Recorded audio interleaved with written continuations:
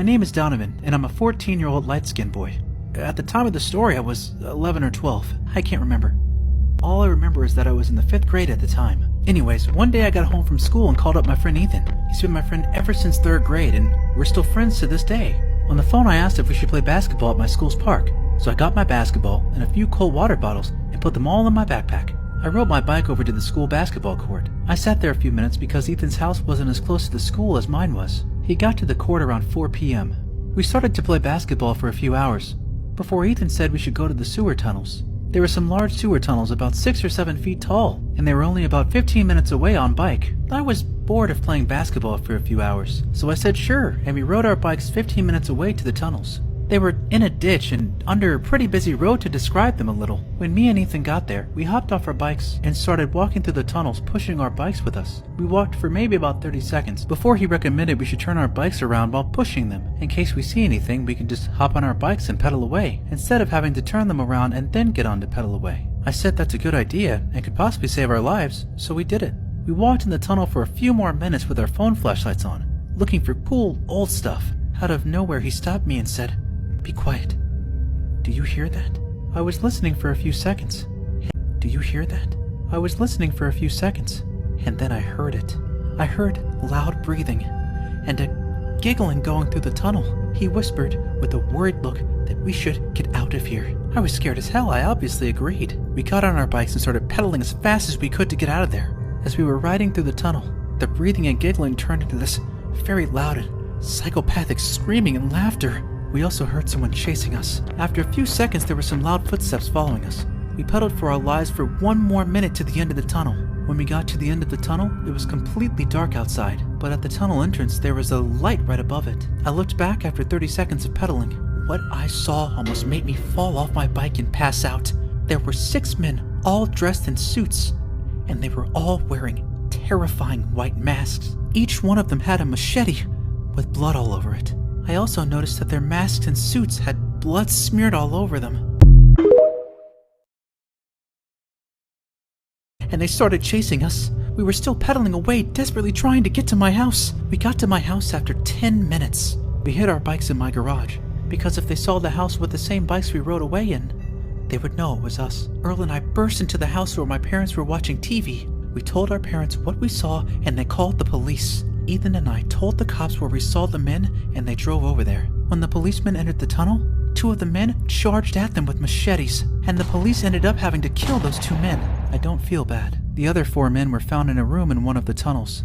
In the room, they found the 4 men, but in that room there were around 20 dead bodies, and 4 kids still alive, with tape around their mouths. The police arrested the men and freed the kids, and thankfully, the kids were all right. The 4 men got sentenced to death and were thankfully executed about a year ago.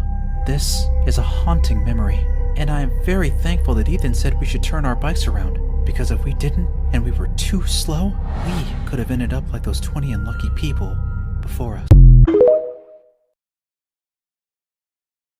Gives me the chills to think about an incident that happened when I was 13. I still remember it, even to this day. So here's the story. One day at school, my friends decided to play Ding Dong Ditch. Let's call them Anthony, Ed, David, and Josh. So once we planned everything, we went out around 6 p.m. and started deciding which house we should do. There was this one house that was creepy looking, and I heard rumors that a crazy man was living at that place. So being dumb kids, we decided to see if the rumors were true. Being the fastest one, I had to knock first. So I did around 3 times and ran. Then I hid behind a bush where Ed was hiding. I jumped when the door swung open and a crazed man looked out the door. I realized that this man wasn't normal. He was screaming and saying, then slammed the door. We were a little terrified, but we decided it was Anthony's turn to knock. I told him to walk slowly, then run to us when he's done. So Anthony knocked, then ran to where we were hiding. A few seconds later, the guy opened the door with something that gave me the chills. A knife and a metal baseball bat. Ed said, "Run!" The guy heard Ed and started chasing us at a terrifying speed. We hid behind a neighbor's house. We stayed there until we felt like he was gone. But this part is something that I can call paralyzation. The guy was right there, but instead of a knife, the man was holding Ed. We screamed, then ran to our houses. My mind was racing. Was Ed going to be okay? I called David and Josh and I asked them if they were home yet, and they said yes. Then they asked me where was Ed. I told them what happened to Ed, and they were in shock. I wish the story ended here, but it doesn't. That day I was getting ready for bed, thinking about what had just happened. While I was laying in bed, there was a thunderstorm. Then, after a few flashes, there was a shadowy figure appearing after each flash of lightning. I turned to look, and there he was, looking at me. And he gave me a bone-chilling grin.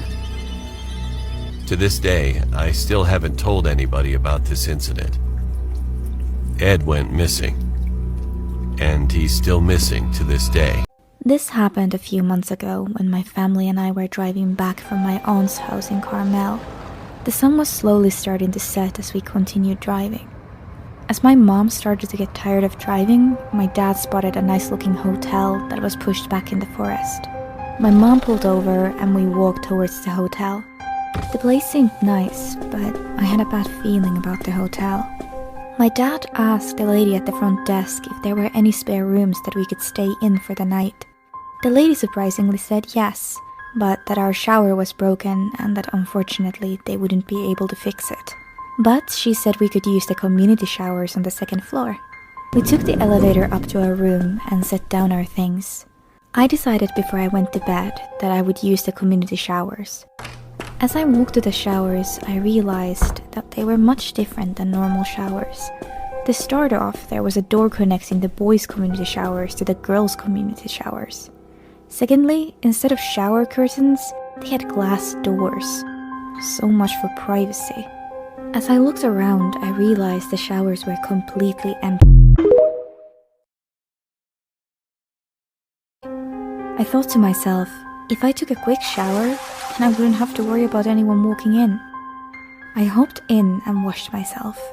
As time went on, the glass started to get very foggy and I couldn't see anything outside.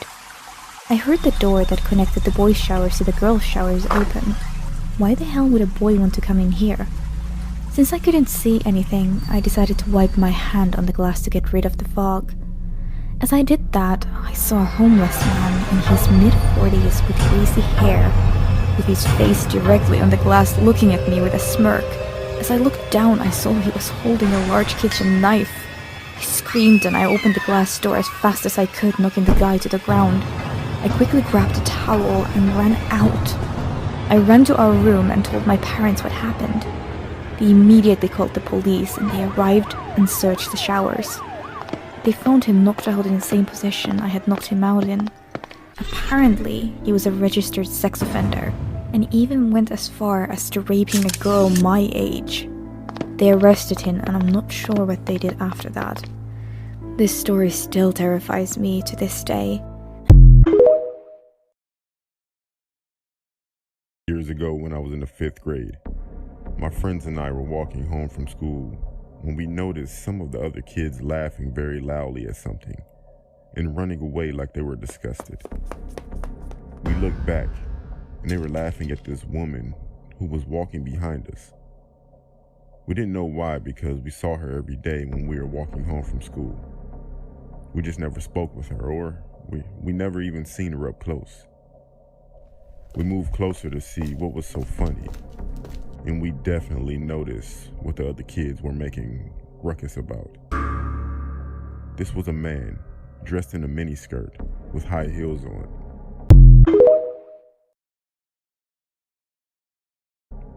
The other kids were throwing sticks and rocks at it, but he never responded. He just smiled while he was walking. A few days later, I just so happened to be watching the news and I saw the same guy's face on the news. My friend who lives around the corner was getting her mail when she saw the man across the street watching her. He waved and he started skipping across the street like a little girl while loudly asking her, "Do you remember me?" She was one of the kids that threw rocks at him. She shut her door as he started running full speed toward her house while wearing a wig, miniskirt, heels, and a woman's tank top. He started banging on her door until she called the police. He was caught within minutes. Anything could have happened to us that day, with this guy roaming our neighborhood. But luckily, nothing ever happened to any of the kids that I knew.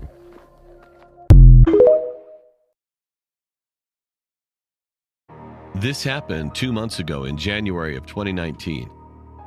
My parents went out to a party. They told me they wouldn't be back until at least 3 a.m. in the morning because the party was supposed to start at 8 p.m. and the party was going to be in New Jersey. We live in Connecticut, so it takes a while to get there and back.